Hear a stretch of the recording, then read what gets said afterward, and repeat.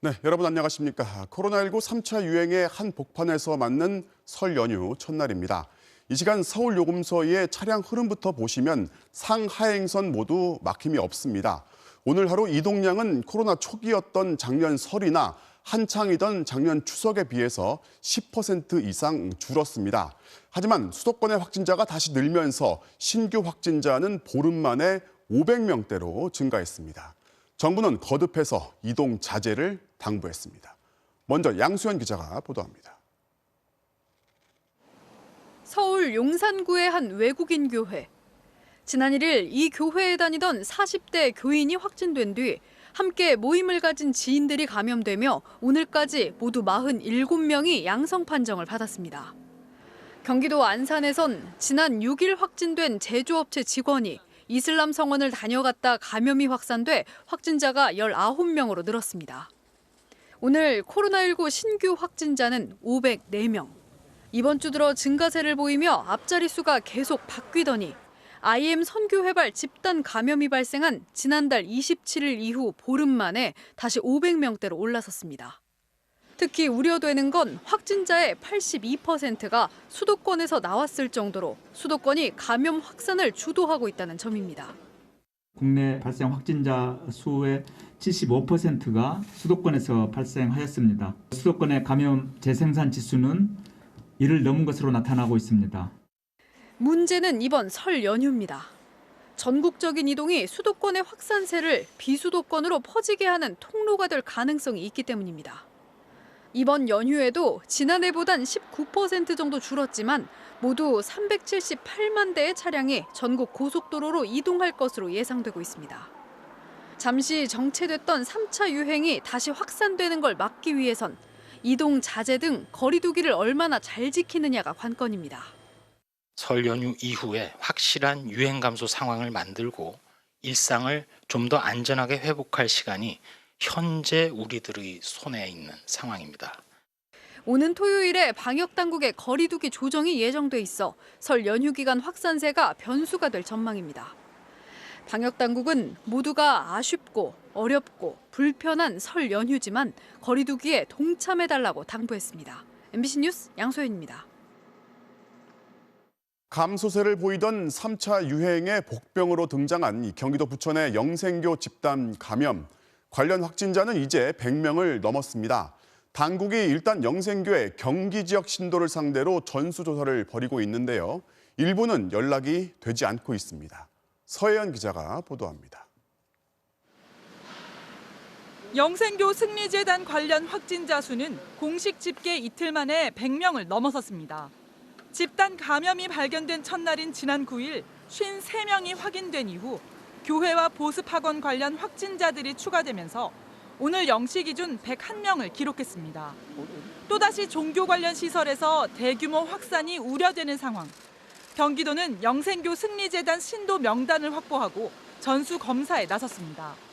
영생교 승리재단의 부천재단 소속 신도는 모두 139명, 수원과 양평, 안성재단 신도까지 포함하면 모두 147명인 것으로 확인됐는데 대부분 70, 80대의 고령층인 것으로 파악됐습니다. 경기도는 이 가운데 111명에 대해선 검사를 마쳤지만 31명은 연락을 받지 않아 검사를 하지 못했다고 밝혔습니다. 지금까지 확진 판정을 받은 환자는 모두 부천재단 소속이었고 다른 지역에서는 아직까지 확진자가 확인되지 않았습니다. 중앙방역대책본부는 신도와 보습학원 이용자 등 모두 273명이 확진자와 접촉했을 가능성이 있어 전수검사를 진행하고 있다고 밝혔습니다. 이분들의 검사 결과에 따라서 앞으로의 추가적인 환자 발생 규모나 또는 추가적인 그 조사의 진행 방향이나 규모가 또 달라질 수 있을 것 같습니다. 방역당국은 전국에 27곳이 있는 것으로 알려져 있는 영생교 승리재단의 전국 신도 517명의 명단을 확보해 추가 역학조사도 진행할 계획입니다. MBC 뉴스 서혜연입니다. 국산으로는 처음 승인받은 셀트리온사의 항체 치료제가 대부분의 변이 바이러스에는 효과를 보이지만 남아공 변이에는 효과가 거의 없는 것으로 확인됐습니다. 대신 이미 사용 중이던 렘데시비르는 영국과 남아공 변이를 모두 억제하는 효과를 보였습니다. 이어서 김미희 기자입니다. 국내 첫 코로나 항체 치료제인 셀트리온의 레퀴노나주. 국립감염병연구소가 변이 바이러스에도 효능이 있는지 세포 수준에서 시험해봤습니다. 국내 유행 중인 GH 형과 GR형 등 기존 바이러스 6종과 영국발 변이 바이러스는 무력화시키는 뛰어난 능력을 보였습니다. 하지만 남아공발 변이 바이러스에 대해서는 억제 능력이 거의 없는 걸로 나타났습니다. 남아공 변이주에 대해서는 수치상으로 볼 때는 사실상 중화 능력이 현저히 감소했다. 다시 얘기하면은 이제 거의 찾아보기 힘든 그런 정도로 나타났다고. 영국발 변이에 동등한 효능을 보이는 백신들이 남아공 변이에는 효과가 현저히 떨어지는 것과 비슷한 결과가 나온 겁니다. 방역당국은 남아공발 변이에 감염된 환자에게는 항체 치료제 사용 제한을 권고했습니다. 셀트리온은 레퀴노나주와 다른 항체를 섞는 방식으로 남아공 변이에 맞설 새 치료제를 6개월 안에 선보인다는 계획입니다. 중증 환자에게 사용되고 있는 코로나 치료제 렘데시비르는 영국과 남아공 변이에 대해 모두 억제 효과가 있는 것으로 확인됐습니다. 국립감염병연구소는 영국과 남아공발 변이에 모두 효과가 있는 항체 물질을 확보했다며 치료제 개발을 시작했다고 밝혔습니다. 한편 질병관리청은 오늘 예방접종 전문위원회를 열고 65살 이상에 대한 아스트라제네카 백신 접종 여부 등을 논의했으며 오는 화요일 구체적인 접종 계획을 발표할 예정입니다. MBC 뉴스 김미희입니다. 자, 아무리 그래도 설이다 보니 차례도 지내고 어른께 세배도 해야죠. 물론 이 모든 게 온라인으로 가능하고 세뱃돈도 바로 받을 수 있습니다. 코로나19 속 달라진 설 풍경을 김건휘 기자가 취재했습니다. 매년 명절이면 10명 넘게 모였던 이진경 씨 가족. 이번 설에는 각자의 집 컴퓨터 앞에 모여 앉았습니다.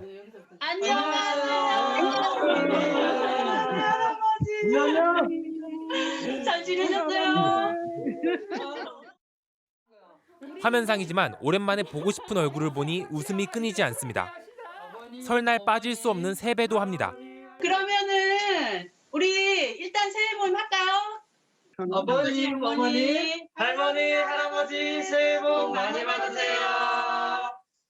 세뱃돈은 메신저로 보냅니다. 직접 만나지 못해서 남는 아쉬움은 다음을 기약합니다. 어쨌든 너무 고맙고요. 너무 아쉽다. 한 가족이 지금 모였으면 윷놀이도 하고 아주 그냥 호호하 난리가 날 텐데 코로나 종식되면은 바로 와. 온라인으로 차례를 지내는 사람들도 있습니다. 얼마 전 돌아가신 할머니의 영정과 차례상을 TV 화면에 띄우고 기도를 드립니다. 할머니 하늘나라에서 꽃길 걸으세요. 꽃 많이 있네. 편안했으면 좋겠다. 차례에 함께하지 못하는 친척들과 영상통화로 안부를 나눕니다. 코로나 때문에 인터넷으로 저렇게 할머니 영정 사진 띄워놓고 추도식을 했어 우리끼리. 네, 알았어. 편히 쉬어, 건강하고. 사랑해요, 네. 한국장례문화진흥원은 이번 설에 20만 명 넘는 사람들이 이렇게 온라인 차례를 지낼 것으로 보고 있습니다. 만나지 못하는 가족을 위해 지자체도 나섰습니다. 가족들을 그리워하던 윤종석 씨 부부에게 딸기 모양 탈을 쓴 깜짝 손님이 찾아왔습니다. 사이분이 이벤트를 이제 신청을 하셔서 그래서 제가 이렇게 대신 인사를 드리러 왔습니다. 영상으로 전해진 새해 인사. 새해 복 많이 받으세요. 사랑해 우리 다은이 지은이. 손녀들의 반가운 안부 인사에 할아버지와 할머니의 눈시울은 붉어지고 다시 만날 날을 기약합니다. MBC 뉴스 김건희입니다. 경북 구미의 한 빈집에서 3살 배기 아이가 숨지고 시간이 꽤 지난 상태로 발견됐습니다. 그런데 아이를 혼자 키우던 엄마는 6개월 전 다른 곳으로 이사를 갔고 경찰이 찾아갔더니 아이가 숨진 걸 이미 알고 있었습니다. 김은혜 기자가 취재했습니다. 경북 구미에 있는 한 빌라에서 3살 여자아이가 숨진 채 발견된 것과 관련해 20대 엄마가 경찰에 긴급 체포됐습니다. 경찰은 아이 엄마가 아이의 사망과 관련해 직접 관련이 있다는 진술을 확보했습니다. 엄마의 책임 관계에서는 일부 확인을 하고 있어요. 책임 있는 분에 대한 진술이 일부는 있어요. 경찰에 붙잡힐 당시 아이의 엄마는 아이가 사망한 사실을 이미 알고 있었던 것으로 확인됐습니다. 아이의 엄마는 6개월 전 살고 있던 빌라를 떠나 이사를 가 다른 곳에서 지내고 있었습니다. 경찰은 아이 엄마를 상대로 이사를 가기 전 아이가 숨졌는데도 방치한 것인지 등을 확인하고 있습니다. 다만 오래전 집을 나간 아빠는 아이 사망과 관련성이 확인되지 않아 조사하지 않았습니다. 계약 기간이 끝나 집을 치워달라는 집주인의 연락을 받고 갔다가 아이를 발견한 외할머니는 아이가 숨진 집 아래층에 살고 있었지만 6개월가량 외손녀의 부재를 몰랐던 것으로 현재까지는 파악됐습니다. 지금은 아직 말씀드리기 그렇고 할머니, 할아버지가 당연히 궁금해하겠죠. 궁금해 물어보기도 했고 가족 관계에서 그런 특이한 가정 내용들이 좀 있는 것 같으니까 가정사라 가지고 말씀 못 드리고. 숨진 아이와 관련해 이전에 방임이나 아동학대 관련 신고가 있었는지 여부도 확인 중인 경찰은 오늘 밤 아이 엄마에 대해 구속영장을 신청할 예정입니다. MBC 뉴스 김은혜입니다. 서울 도심에서 한 남성이 몰던 차량이 경찰차를 포함해 차량 여러 대를 들이받고 도망을 갔는데 차 안에서 마약을 투약할 때 사용하는 빈 주사기 그리고 하얀 가루가 발견됐습니다. 강나림 기자가 보도합니다. 서울 강동구 천호동의 골목길.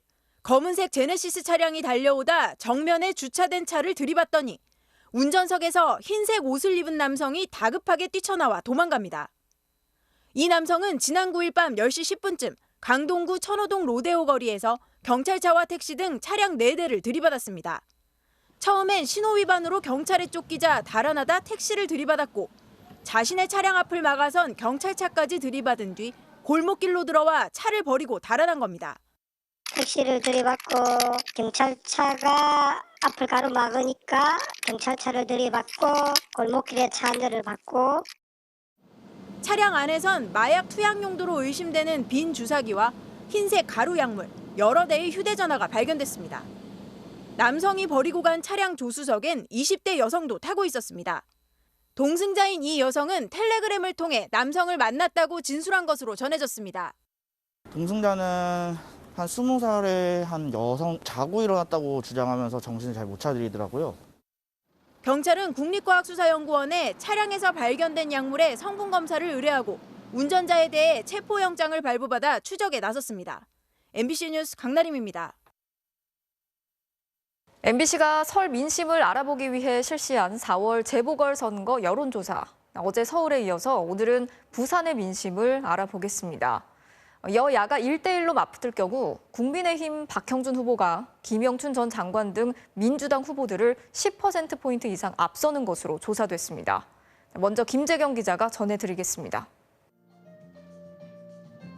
부산시장 보궐선거에서 민주당 김영춘 전 해양수산부 장관과 국민의힘 박형준 동아대 교수가 맞붙는 양자 대결을 가정해 지지도를 물었습니다. 김영춘 28.9, 박형준 46.3%로 박 후보가 17.4%포인트 앞서는 것으로 나타났습니다. 연령별로는 30대는 비슷했고 40대에선 김영춘 후보가 앞섰지만 다른 모든 연령대에서는 박형준 후보가 우세했습니다. 민주당에서 변성환 전 부산시장 권한대행이 나서면 변성환 25.5, 박형준 48.1%로 차이가 더 벌어졌습니다. 국민의힘에서 이현주 전 의원이 후보가 된다고 가정하면 김영춘 34.7, 이현주 35.6%로 오차 범위 내에서 팽팽했습니다. 민주당 변성환, 국민의힘 이현주 후보의 가상 대결에서도 변성환 29.3, 이현주 34.8%로 오차 범위 안쪽이었습니다. 법여권 후보로 가장 적합한 인물이 누구냐는 질문에는 김영춘 21.9, 변성환 9.4, 박인영 전 부산시 의회 의장 3.4% 순이었습니다. 범야권 후보 적합도에서는 박형준 35.6, 이현주 10.6, 박성훈 전 부산시 경제부시장 6.2, 박민식 전 의원 5.2% 순으로 나타났습니다. 이번 선거에 투표할 의향을 묻는 질문엔 반드시 투표하겠다가 69.6%, 가능하면 하겠다가 23.5%였고 투표하지 않겠다가 3.8%로 집계됐습니다. MBC 뉴스 김재경입니다. 이번 부산시장 보궐선거의 최대 현안으로 떠오른 가덕도 신공항 그리고 새로운 쟁점으로 부각된 한일 해저터널에 대한 의견도 들어봤습니다. 이 가덕도 신공항의 경우 찬성이 압도적이었고 한일 해저터널에 대해선 반대하는 의견이 더 많았습니다. 이어서 최경재 기자입니다. 부산 시민들에게 가덕도 신공항 추진에 대해 어떻게 생각하는지 물었습니다. 찬성한다는 의견이 72.4%로 반대 19.7%보다 4배 가까이 높았습니다. 더불어민주당 지지자의 85.1%, 국민의힘 지지자도 69.9%가 찬성하는 등 지지 정당과 무관하게 찬성 의견이 많았습니다. 이번 선거에서 신공항 추진이 어느 쪽에 유리할지 묻자 여당에게 유리할 거라는 답이 32%, 야당에게 유리할 거라는 답은 9.3%였습니다. 하지만 절반에 가까운 47.4%의 응답자가 별 영향이 없을 것이라고 답했습니다. 최근 국민의힘 김종인 비상대책위원장이 제안한 한일 해저 터널에 대해선 반대 53.2, 찬성 30.8%로 나타났고 특히 모든 연령대에서 반대 의견이 많았습니다. 정당별로는 민주당 지지자의 73.2%가 반대한 반면 국민의힘 지지자는 찬성 46.6, 반대 34.1%로 찬성 의견이 높았습니다. 이번 선거의 성격을 묻는 질문에는 정부 여당 심판을 위해 야당에 힘을 실어줘야 한다는 답이 51.7%로 안정적 국정 운영을 위해 여당에 힘을 실어줘야 한다는 답 38.2%보다 많았습니다. 부산 지역의 정당 지지도는 국민의힘 39.1, 더불어민주당 33.3, 국민의당 4.6, 정의당 3.6%였습니다. 이번 조사는 MBC가 코리아 리서치에 의뢰해 지난 8일부터 이틀 동안 진행됐으며 더 구체적인 내용은 중앙선거 여론조사 심의위원회와 MBC 뉴스 홈페이지에서 확인할 수 있습니다. MBC 뉴스 최경재입니다. 조 바이든 미국 대통령이 취임 후 처음으로 시진핑 중국 국가주석과 전화통화를 가졌는데 첫 통화부터 날카로운 신경전이 벌어졌습니다. 바이든 대통령은 무역과 인권 문제 등을 거론하며 강하게 압박했고 시 주석은 내정 간섭이라며 불쾌감을 드러냈습니다. 바이든 행정부가 연일 동맹의 중요성을 강조하는 가운데 한미 방위비 협상이 몇 주 내에 타결될 거라는 미국 언론 보도도 나왔습니다. 워싱턴에서 여홍규 특파원이 전해드리겠습니다. 첫 통화였지만 바이든 대통령은 중국이 가장 감추고 싶어하는 부분부터 꺼내들었습니다. 중국의 무역 관행에 대해선 강압적이고 불공정하다고 비판했고 홍콩 탄압과 신장의 인권 침해, 대만에 대한 중국의 압박 등을 우려했습니다. He wants to put and will put and is putting human rights and democracy back at the center of our foreign policy. And so whether it's China or any other country where we have deep and serious concerns, 시진핑 주석은 미국은 내정 간섭하지 말고 중국의 핵심 이익을 존중하라고 맞받았습니다. 台湾、涉港、涉疆等问题事关中国主权和领土完整，希望美方给予谨慎处理. 시 주석과의 통화에 앞서 바이든 대통령은 국방부를 방문했습니다. 앞으로 몇 달 내에 대중국 국방 전략을 수립할 거라며 이를 위해 국방부 안에 중국 전담 태스크포스도 만들기로 했다고 밝혔습니다. And we need to meet the growing challenges posed by China to keep peace and defend our interests in the Indo-Pacific and globally. 최근 바이든 대통령이 전 세계 미군 배치를 재검토하겠다는 입장을 밝힌 가운데 미 정부 고위 당국자는 브리핑에서 바이든 행정부가 아시아 지역에 주둔하는 미군 병력을 감축할 것 같지는 않다고 말했습니다. CNN 방송은 한미 방위비 협상이 몇 주 안에 타결될 것으로 보인다며 지난해 한국 측이 제안한 13%가량 인상하는 방안에 합의할 가능성이 높다고 보도했습니다. 미국은 안보와 경제, 인권, 기술 등 중국에 대한 전방위적인 압박을 예고하고 있습니다. 연일 트럼프 지우기에 여념이 없는 바이든 대통령이지만 대중국 정책만큼은 강경 기조를 계속 이어갈 것으로 보입니다. 워싱턴에서 MBC 뉴스 여홍규입니다. 전기 자동차와 함께 폭발적으로 성장하는 시장, 바로 전기차 배터리입니다. 국내 업체인 LG와 SK가 영업 비밀 침해를 놓고 미국까지 가서 소송전을 벌였는데 LG의 승리로 끝났습니다. 이 두 회사가 들인 소송 비용만 수천억 원이라고 합니다.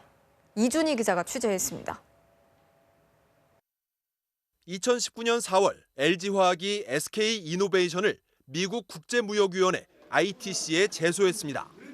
SK가 LG 직원들을 자기 회사로 빼가면서 영업 비밀을 침해했다는 이유였습니다. 소송 2년 만인 오늘 LG가 이겼습니다. ITC는 앞으로 10년 동안 SK의 배터리 관련 제품들의 미국 수입을 금지했습니다. SK는 약 3조 원을 투자해 미국 조지아주에 배터리 공장 2개를 짓고 있습니다. 대부분의 부품은 한국에서 조달하는 거여서 이 판결대로라면 미국 생산을 못하게 됩니다. 하지만 아직 끝난 건 아닙니다. ITC는 SK와 납품 계약을 한 폭스바겐과 포드에 한해 수입 금지를 각각 2년과 4년 유예했습니다. 폭스바겐과 포드의 미국 공장을 보호하기 위해서입니다. LG와 SK가 지난 2년 동안 쓴 소송 비용만 수천억 원에 달합니다. 이례적으로 총리까지 나서서 말렸습니다. 좀 나쁘끄럽지 않습니까? 양사가 싸우면 남 좋은 일만 시킨다. 두 회사의 전쟁은 전기차 배터리 시장의 폭발적인 성장을 보여줍니다. 2025년 전 세계 전기차 배터리 예상 시장 규모는 98조 원, 2020년에 6배나 됩니다.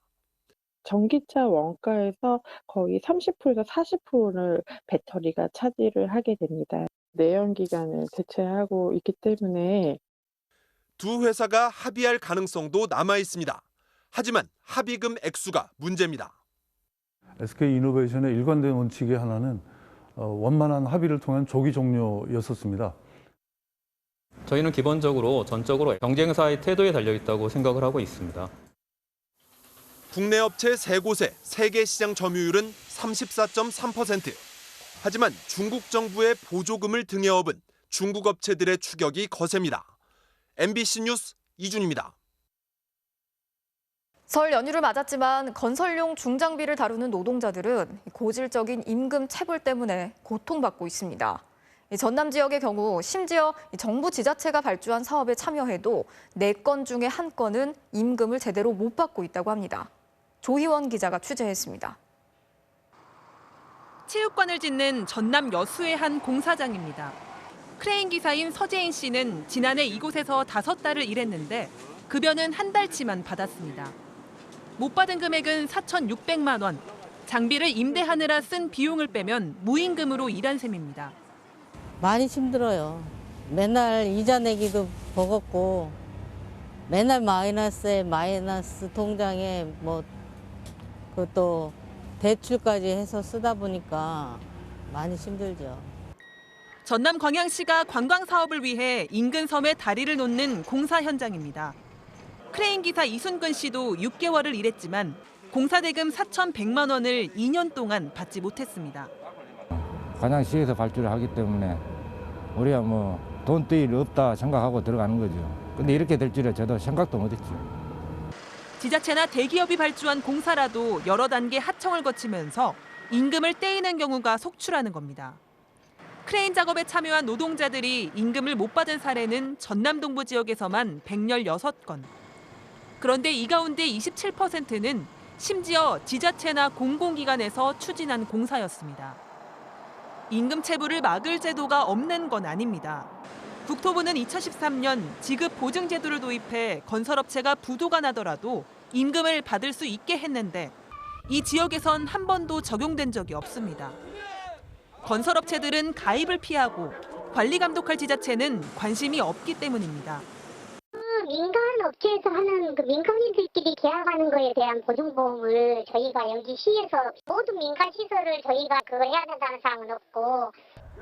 크레인 기사들은 가입이 의무화된 장비 대금 지급 보증을 지자체가 더 엄격히 관리하고 따르지 않을 경우 행정 처분을 내려달라고 요구하고 있습니다. MBC 뉴스 조희원입니다.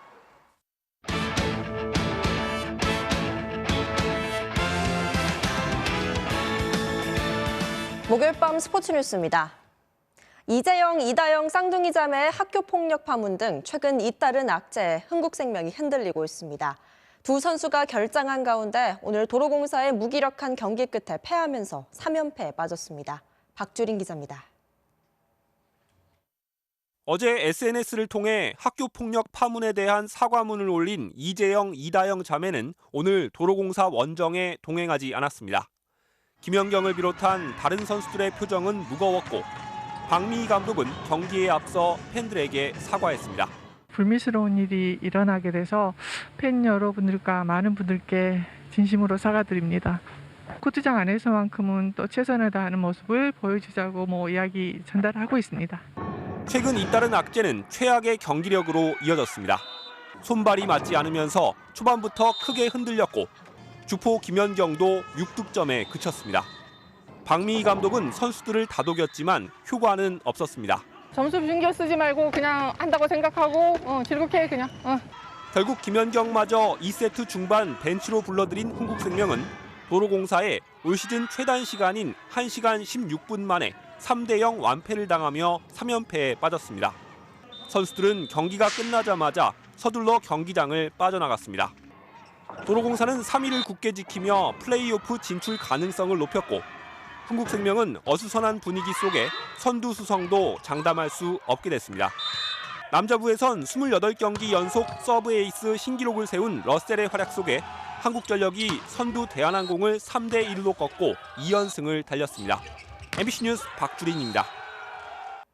프로농구에선 선두 KCC가 SK를 꺾고 2연승을 기록하면서 휴식기를 맞게 됐는데요. 김지환 선수의 하프라인 버저비터 보시죠. 본인도 깜짝 놀란 표정이네요.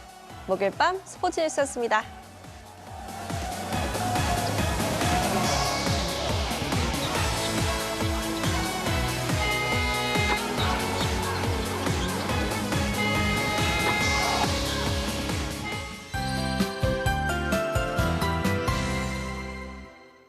연휴 첫날부터 안개에 미세먼지가 뒤엉켜 온통 뿌였습니다. 밤이 된 이 시각 서울 은평구가 60, 파주 73마이크로그램으로 여전히 나쁨 수준을 보이고 있고요. 그 밖에 중서부 지방에서도 이렇게 먼지가 머물고 있는데요. 설날인 내일 하늘 자체는 맑아지겠지만요. 중부 내륙과 서해안 지방에서는 안개가 더 짙어지면서 앞을 볼 수 있는 거리가 200m가 채 되지 않겠습니다. 안개는 낮에도 남아있는 곳이 많겠는데요. 조심 이동을 하셔야겠습니다.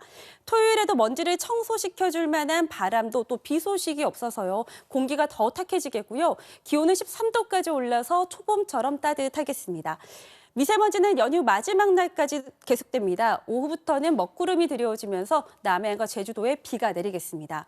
일상으로 돌아가는 월요일 공기가 점차 깨끗해지겠습니다. 전국 곳곳에 비나 눈이 온 뒤에는 점차 찬 공기가 내려오겠는데요. 화요일 아침 서울의 기온이 영하 5도까지 떨어져 다시 쌀쌀해지겠고요. 중부지방에서는 눈 소식도 있습니다.